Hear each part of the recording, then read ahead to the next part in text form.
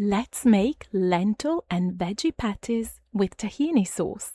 The recipe is in the description box below. Mix the flaxseed or chia seeds with the water and let the mixture sit until it becomes gel-like. It'll take a few minutes. Grate the carrot, then the courgette, and squeeze as much liquid as possible from the courgette using a clean kitchen towel.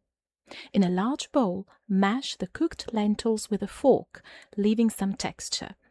Add the grated carrot and courgette, the diced onion, minced garlic, the oats, the replacement egg, smoked paprika, cumin, oregano, salt and pepper. A little olive oil is optional.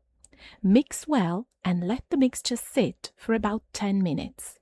Divide the mixture into 8 patties and cook them in a pan with a little olive oil over medium heat for about 4 to 5 minutes per side.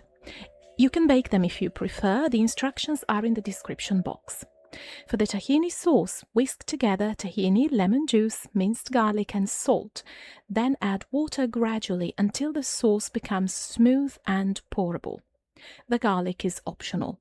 Serve your patties with a salad, with some roasted veggies or with some quinoa or brown rice. Enjoy!